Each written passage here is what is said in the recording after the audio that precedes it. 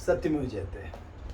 हमारी एक स्टूडेंट है क्लास 12 में, बहुत ही अच्छी स्टूडेंट है और पढ़ने में अच्छी हैं, सभी टीचर के प्रति व्यवहार अच्छा है। अदिति, वो पिछले 2 दिन से मुझसे बार-बार पूछ रही थी कि सर बाकी सब ठीक है, कंसिस्टेंट नहीं हो पा रहे हैं। तो ये किसी भी चीज़ में और ख़ासकर जो पढ़ाई है, जो लक्ष्य बनाया है उसमें कंसिस्टेंट कैसे रहें, इस पर कुछ आप बोलिए कुछ भी है।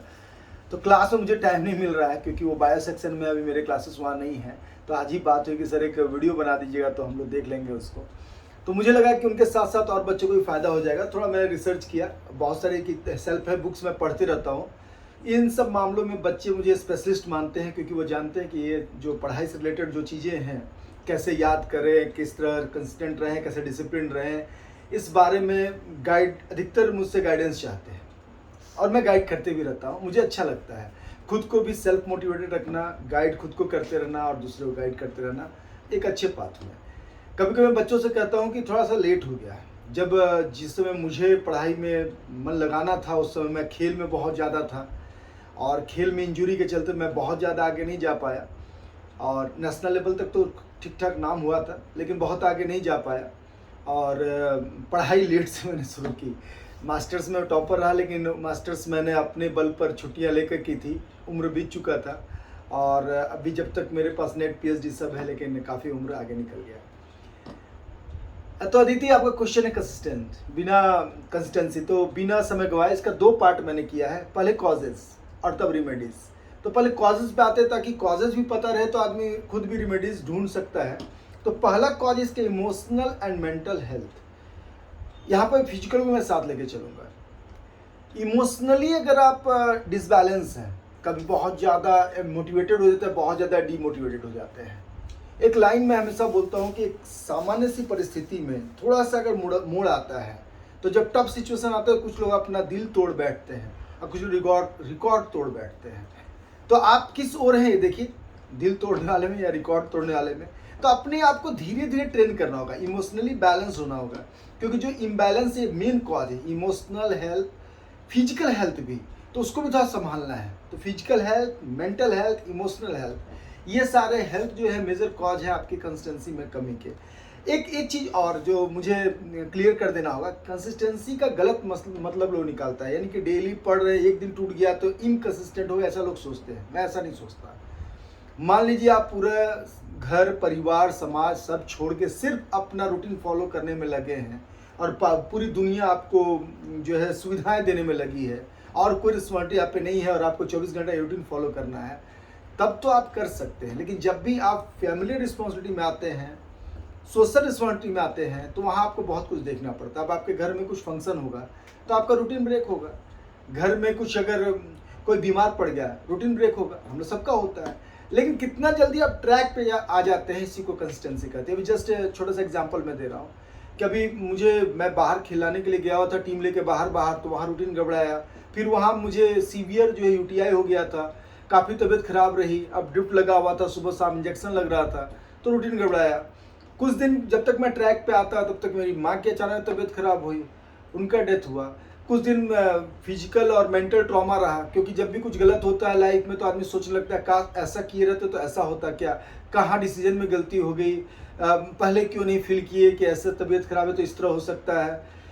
क्योंकि हर साल माता श्री की तबीयत थोड़ी ख़राब होती थी, फिर ठीक हो जाती थी। इस बार भी हम लोग उसी तरह रूटीन में रख के फिर वहाँ से मैं लगा रहा उनके रिचुअल्स में और वहाँ से फिर मुझे टाइफाइड हो गया। लेकिन फिर जब मुझे थोड़ा सा ठीक लगने लगा, मुझे लगा कि नहीं अब मुझे ट्रैक पे आ जाना है और फिर मैंने वॉकिंग शुरू किया, एक्सरसाइज शुरू किया, जो कि अब धीरे धीरे मैं ट्रैक पे आने लगा। तो बाउंस बैक करना, अपने आप को फिर से लेके आना, ये बेसिक थिंग्स है कि कहाँ से आप फिर से ट्रैक पे आ जाते हो। तो कंसिस्टेंसी का मतलब ये नहीं है कि आप दिन रात एक ही काम कर रहे हैं। जैसे स्पोर्ट्स में भी क्या है, 7 डेज जो शेड्यूल बनता है उसमें रहता है 5 डेज, 2 डेज रेस्ट या फिर दूसरी तरह की एक्सरसाइज या दूसरी तरह की चीज़ें होती है। 5 डेज ही हार्ड एक्सरसाइज चलता है। तो 5 डेज अगर आप टफ रूटीन फॉलो करते हैं और 2 दिन थोड़ा रिलैक्स्ड भी है, तो वो भी कंसिस्टेंसी ही है। ऐसा नहीं कि डेली 18 घंटा या डेली 14 घंटा पढ़ना ही कंसिस्टेंसी है। तो आप उसको थोड़ा सा आप समझ के तब आगे बढ़े। तो पहला है इमोशनल मेंटल हेल्थ, अगर आपका ठीक नहीं है तो उसका मेजर कॉज है लाइफ सर्कमस्टांसेस। जो मैंने कहा, फैमिली और सोशल सर्कमस्टांसेस आपका जो है मेजर कॉज है। ये अगर निगेटिव है, ये अगर आपके फेवरेबल नहीं है, तो कंसिस्टेंसी ब्रेक होता है। ये कॉज है, लेकिन मेन रिमेडीज पे आएंगे हम लोग। Next lack of motivation and confidence, आप में मोटिवेशन की कमी है। वो मोटिवेशन कमी किस तरह है वो आगे मैं बताऊंगा रेमेडीज में। और अगर आप में जो है अंदर से कॉन्फिडेंस नहीं है अपने लिए, तो आप फिर जो है कंसिस्टेंट नहीं रह पाएंगे। Not habitual to leave comfort zone, जो कंफर्ट जोन को छोड़ना ही नहीं चाहता है, जो मुट्ठी खोलना ही नहीं चाहता है, तो वो कैसे फिर देखेगा कि अंदर क्या है। तो फिर जो है आप कंफर्ट जोन नहीं छोड़ना चाहते, तो आपको सबसे पहले ये सबसे बड़ा कॉज है, इसको हम देखते हैं, फिर आगे किसका रेमेडीज क्या है। नेक्स्ट है too much focused on outcomes. लोग क्या होता है ना, आउटकम्स पे ज़्यादा फोकस्ड रहते हैं, प्रोसेस पे नहीं। अब जैसे जिम पहला दिन गए नहीं और फोकस्ड है कि मेरा मसल बना कि नहीं बना, पढ़ने बैठे आज कितना कंप्लीट हुआ, कितना बाकी, आउटकम बहुत नहीं आ रहा है। आउटकम एक प्रोसेस के बाद आता है, तो फोकस प्रोसेस पे करना चाहिए। तो ये सारे जो है मेन कॉजेज़ हैं, बहुत सारे कॉजेज़, लेकिन 4-5 जो मेन है मैंने बता दिया। उससे ज़्यादा जरूरी जो 5 मेन रेमेडीज़ है उस पर हम लोग फोकस करते हैं। एक लाइन है, करत करत अभ्यास ते जड़मती होत सुजान, रसरी आवत जाते शिल्प पड़त निशान। तो ये आगे में रेमेडीज़ में पहला है कि पेशेंस आपको रखना पड़ेगा। तो पेशेंस अगर आप नहीं रखिएगा तो फिर कुछ संभव नहीं है। पहला इसको शुरू करते हैं, set specific and achievable goals. पहले तो होते क्या ना, जैसे मैंने आपको मोटिवेट किया कि आप कर सकते हैं, आपको करना चाहिए। जीवन में देखिए मम्मी पापा आपके लिए सेक्रीफाइस कर रहे हैं, टीचर इतना लगे हुए हैं, सब लोग आप पर विश्वास करते हैं, आप अपने विश्वास कीजिए, आप कर सकते हैं। आप मोटिवेटेड हुए, आपने रूटीन बनाया। रूटीन क्या बनाया, सुबह 4 बजे उठेंगे, 4 से 6 पढ़ेंगे, 6 से 7 के बीच में इतना काम कर लेंगे, 7 से 9 फिर पढ़ेंगे, ऐसा करेंगे वैसा करेंगे। आपने 10 तरह का रूटीन बना लिया और पहले ही दिन अचानक में बिग गोल्स पे चले आए। ये इजीली अचीवेबल गोल नहीं थे, शॉर्ट गोल से शुरू नहीं किया आपने, इस हमेशा स्मॉल गोल से शुरू कीजिए और उसके बाद तब एक रिमाइंडर देते रहिए। सेकंड वही है। तो फर्स्ट है एक स्पेसिफिक और अचीवेबल गोल कि ये पढ़ाई के लिए ये करना है। जैसे मैं अधिकतर कहता हूँ कि अपना रूटीन ऐसा रखिए कि अगर आपके पास 12 के लिए बोल रहा हूँ कि पहले आपने फिजिक्स पढ़ा तो 2 घंटे आपने फिजिक्स का, न्यूमेरिकल फिजिक्स का कोई भी चीज़ पढ़ा, तो आधे घंटे बीच में ना ब्रेक दीजिए। और उस ब्रेक में अगर आपको मन है कि नहीं कुछ ना कुछ पढ़ना चाहिए, तो आप इंग्लिश पढ़िए, तुरंत केमिस्ट्री मत पढ़िए। तो आप ब्रेन को रिलैक्स्ड में कुछ लिटरेचर पढ़िए ताकि लेफ्ट ब्रेन के साथ राइट ब्रेन एक्टिवेटेड रहे। उसके बाद फिर आधा घंटा से पौन घंटा उसको पढ़ने के बाद फिर आइए केमिस्ट्री में, फिर 1.5-2 घंटा उसको पढ़ने के बाद, जब स्कूल की छुट्टियां रहे तो, नहीं तो उसको 1-1.5 घंटा कर लीजिए क्योंकि स्कूल के बाद टाइम कम बचता है। उसके बाद फिर 15 से 20 मिनट फिजिकल एजुकेशन थोड़ा सा खोल के देख लीजिए कि क्या पढ़े थे। फिर लग जाइए दूसरे में, मैथ बनाइए। मैथ बनाने के बाद फिर 10-15 मिनट के लिए इंग्लिश या कुछ और सब्जेक्ट या जो भी आपको लगता है कि संस्कृत साथ में आप लिए हैं या जो लिए हैं तो उसको, यानी कि एक आपका अगर लेफ्ट ब्रेन वाला काम है, थोड़ा सा स्टेनियस काम है, तो एक थोड़ा ईजी लीजिए और उसको। और achievable goals, set specific and achievable goals बनाइए और वहाँ पर चलते हैं। नेक्स्ट, सेट रिमाइंडर्स, जो कि मैंने कहा जगह जगह पर लिख के रखिए। जैसे दीवार पर जहाँ जहाँ आप ज़्यादा देखते हैं वहाँ एक स्टिक कर लिए, आता है स्टिक नोट्स, वहाँ स्टिक कर लीजिए जिसमें लिखा रहे your weekly goals. Specific goals छोटा छोटा वीकली सेट टाइम रिमाइंडर के साथ कि इतने टाइम इसको ख़त्म करना था, ताकि आपका ना स्पेसिफिक गोल छोटा, जैसे लंबा साल भर का बनाए गोल तो आपको करंट में मोटिवेशन नहीं मिलेगा। करंट मोटिवेशन के लिए, करंट आपके अंदर के फोर्स के लिए छोटा रिमाइंडर होना चाहिए, छोटे टाइम के साथ, टाइम बाउंड के साथ। टाइम बाउंड नहीं रहेगा तो आप कर नहीं पाएगा, तो टाइम बाउंड के साथ वो रखिए। Set reminders and reward yourself. और जब उसको छोटे छोटे चीज़ को अचीव कीजिए तो रिवार्ड कीजिए अपने आप को कि यार आज हमने अचीव कर लिया। एक छोटा चॉकलेट ही रखिए, उसको खाइए कि आज का सब रूटीन ठीक रहा। या वीकली एक रिवार्ड रखिए कि इस वीक का सारा कुछ हो जाएगा तो हम एक पिक्चर देखेंगे मन लायक और साथ में इंजॉय करेंगे अपने आप में। तो इंजॉयमेंट जरूरी है, लेकिन कब, जब आप टफ काम से गुजरते हैं तब। प्राचीन काल में लोग इंजॉय करता था, दिन भर खेतों में काम करके आता था तो शाम में, अभी भी आदिवासियों में है लास्ट में जो लोग शाम में ढोल नगाड़ा बजा कर डांस वांस करते हैं। तो इंजॉयमेंट तभी शोभा देता है किसी को भी जब वो एक सक्सेस से गुजरता है। तो अपने आप को छोटे सक्सेस से गुजारिए और रिवार्ड दीजिए, ताकि ब्रेन में डोपामिन रिलीज होते रहे, एक विनिंग का हमेशा फॉर्म आते रहे कि हम जीत रहे हैं। बड़ा गोल सेट कीजिएगा, अचीव नहीं कीजिएगा। जैसे आज मैं किसी को बता रहा था, आपने गोल बनाया कि मुझे 100 पुशअप करना है और आपने 80 किया, तो आप हारे हुए हैं, क्योंकि आप जो सोचे कर नहीं पाए।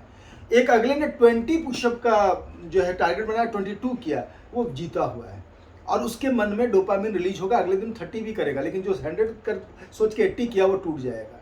इसलिए छोटे गोल्स को बनाकर उसको अचीव कीजिए। 2 घंटा पढ़ने सोचे हैं, 2.5 घंटा पढ़ी ज़्यादा अच्छा है उससे कि आपने 4 घंटा सोचा और 3 घंटा पढ़े। इसलिए हमेशा अपने आप को जूत, लेकिन हाँ, कंसिस्टेंसी में थोड़ा थोड़ा वृद्धि करते रहना है। अगर आप डेली एक ही चीज़ कर रहे हैं तो आप ग्रो नहीं कर पाएगा। ग्रो करने के लिए आपको थोड़ा थोड़ा बढ़ाते जाना है। नेक्स्ट है, और अगर ये वीडियो अदिति जी देख रही होंगी तो उनको लग रहा होगा कि हाँ, उनका जवाब पूरा हो रहा है, और उन्हीं की तरह जिनका सवाल है कि सब चीज़ तो ठीक है लेकिन सर कंसिस्टेंट नहीं हो पाते हैं, तो उसके लिए है seek support and guidance from specialist. आप आज की दुनिया में, हम लोग के समय क्या था कि हर चीज़ के स्पेशलिस्ट खोजना बड़ा मुश्किल था, फिर उससे संबंधित किताब ढूंढना पड़ता था। लेकिन हाँ, मेहनत करके जो चीज़ मिलता था उसका मज़ा भी अलग था। अब पूरी लाइब्रेरी ढूंढ कर, मैं भैया के साथ मुझे भी आदत लगी थी बोकारो लाइब्रेरी जाने की, तो लाइब्रेरी में बुक ढूंढ के जब कोई बुक निकालते थे तो उसका एक अलग मज़ा होता था। अभी भी अमेज़न पे ढूंढ कर लगता है कि इस बारे में एक बुक है, उस बुक को लिए और बुक को पढ़े, तो फिर उसका एक अलग मज़ा आता है खुलकर पढ़ने में और उसमें से कुछ निकालने में। जैसे मैंने जो निकाला है, कुछ बुक्स का मेरा जो मेरा अनुभव है वो है, और कुछ मैंने सर्च किया, तो ये एक अलग मज़ा देता है जब आप मेहनत करके खुद से कुछ आउटपुट निकालते हैं। तो आप गाइडेंस आज के डेट में आराम से ले सकते हैं स्पेशलिस्ट से। तो जिस बारे में गाइडेंस लेना है, जैसे अदिति को लगा कि मैं स्पेशलिस्ट हूँ, क्योंकि इस सब मामले में मैं अपने आप को मैं मानता हूँ कि इस सब मामले में थोड़ा स्पेशलिस्ट हो गया हूँ, पढ़ते पढ़ते और बच्चों से बात करते करते। लेकिन आप किसी और मामले, अब जैसे मैथ किसी को सीखना है तो मैं स्पेशलिस्ट नहीं हूँ, किसी को फिजिक्स सीखना है मैं स्पेशलिस्ट नहीं हूँ, किसी को केमिस्ट्री सीखना है मैं स्पेशलिस्ट नहीं हूँ। तो वहाँ जहाँ स्पेशलिस्ट है उनके पास जाना चाहिए और स्पेशलिस्ट से सलाह लीजिए जिस बारे में आप आगे बढ़ना चाहते हैं उसके लिए। नेक्स्ट है, बी पेशेंट के साथ एक चीज़ और जुड़ा हुआ है। पेशेंट तो रहना ही है, अपने आप में पेशेंस रखना बहुत ज़रूरी है, और साथ ही साथ आपको फॉरगिव करना भी सीखना पड़ेगा। गलती हर किससे होती है, रूटीन मेरा भी टूटता है। मैं डायरी लिख रहा हूँ, ये मेरी डायरी है, तो डेली की डायरी में लिखता हूँ, तो छूट जाता है। अभी आज 4 दिन का छूट गया था किसी कारण से, फिर आदमी बैठा, बड़ा अंदर से थोड़ा कभी कभी आता भी है कि क्यों छूट जाता है, और फिर मैंने उसको पीछे से पूरा किया। कभी कभी मेरा पुत्र है नब, उनसे पूछते उस दिन क्या था स्पेसिफिक, क्योंकि मैं हर दिन का स्पेसिफिक चीज़ जरूर लिखता हूँ। तो मैंने पूछा कि क्या था स्पेसिफिक, कभी भूल जाता हो तो। कभी कभी जैसे मेरे दाहिने कंधे बहुत ज़्यादा पेन था लास्ट ईयर, तो लिखने में भी कष्ट हो रहा था, तो उस समय कुछ दिन छूट गया था, कोविड के दौरान छूट गया था, लेकिन जैसे ही ठीक हुए फिर लौट आए।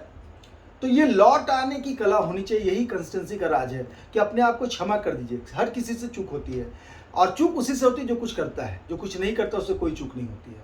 तो आपसे अगर चूक हुई है, अपने आप को क्षमा कीजिए, फॉरगिव कीजिए अपने आप को, और जस्ट अपने आप को बोले कि नहीं, फिर ऑन द ट्रैक, फिर से ट्रैक पे आ जाना है, ठीक है। और ट्रैक पे तुरंत आ जाइए, जब याद आए तुरंत ट्रैक पे आ जाइए। इसके लिए रिमाइंडर हर जगह रखे रहिए। जैसे आप किसी दिन पार्टी में चले गए, जाना जरूरी था परिवार के साथ, चले गए, ठीक है, लौट के आके सोचिए कि चलिए आधा घंटा तो पढ़ सकते हैं, 10 मिनट भी तो पढ़ सकते हैं। अगर आप 10 मिनट भी पढ़ लेते हैं तो उन लोगों से आप आगे निकल जाएंगे जो 10 मिनट भी नहीं पढ़े थे पार्टी से आके। यानी जो मैं हमेशा क्लास में कहा करता हूँ आप लोगों से कि we all have equal time to become unequal. तो प्रोडक्टिव होने का मेन वो राज है ये, क्योंकि प्रथम वो भी बहुत प्यारे स्टूडेंट है, सारे टीचर उनको ही पसंद करते हैं। उनका सवाल है कि सर प्रोडक्टिव कैसे रहें, तो उस पर नेक्स्ट वीडियो मेरा होगा। लेकिन फिलहाल जो है कंसिस्टेंसी पे हम लोग रहते हैं। तो कंसिस्टेंट होने के लिए फिर ट्रैक पर अपने आप को फॉरगिव कीजिए, ट्रैक पे आ जाइए। नेक्स्ट आपका है last, your deed should be your source of motivation. Jim Rohn जो है हमेशा कहा करते थे, अगर आप कितना भी मोटिवेशनल बुक पढ़ रहे हैं, मोटिवेशनल चीज़ें सुन रहे हैं, आप मोटिवेटेड फील नहीं करेंगे जब तक कि आपका काम आपको मोटिवेटेड नहीं करता। जब आधा घंटा आप पढ़ते हैं और आपके अंदर एनर्जी आती है कि अरे बहुत अच्छा सीखे, बहुत अच्छा पढ़े, तो वो सबसे ग्रेट मोटिवेशन है। तो आपका डीड आपका मोटिवेशन होना चाहिए। इसलिए स्मॉल गोल्स को अचीव कीजिए, और फिर भी वीकली अपने आप को रिफ्रेश करने के लिए और मोटिवेटेड रखने के लिए अच्छे लोगों की संगति में रहिए। बायोग्राफी पढ़िए उन लोगों की जो गोल आपने बनाया है उसमें जो लोग सक्सीड हुए हैं, उनकी बायोग्राफी, ऑटोबायोग्राफी पढ़िए। कुछ मोटिवेशनल म्यूजिक सुनिए, और हमेशा ऑप्टिमिस्टिक रहिए कि हम कर सकते हैं, बिलीव बनाए रखिए, और उम्मीद जो है वो सबसे बड़ी चीज़ है। तो ये वीडियो को ज़्यादा लेंदी ना करते हुए 2 वाक्य के साथ, 2 जो मुझे लाइन प्रिय है उसके साथ मैं वीडियो ख़त्म करूँगा कि उम्मीद क्यों बरकरार रखनी चाहिए। कि मेरे घर में एक उम्मीद की किरण के सिवा कुछ भी नहीं। एक उम्मीद का किरण हमेशा बरकरार रखना चाहिए कि कुछ न कुछ तो कर लेंगे, और जब मेहनत लगातार करें तो कुछ ना कुछ जरूर अच्छा होगा।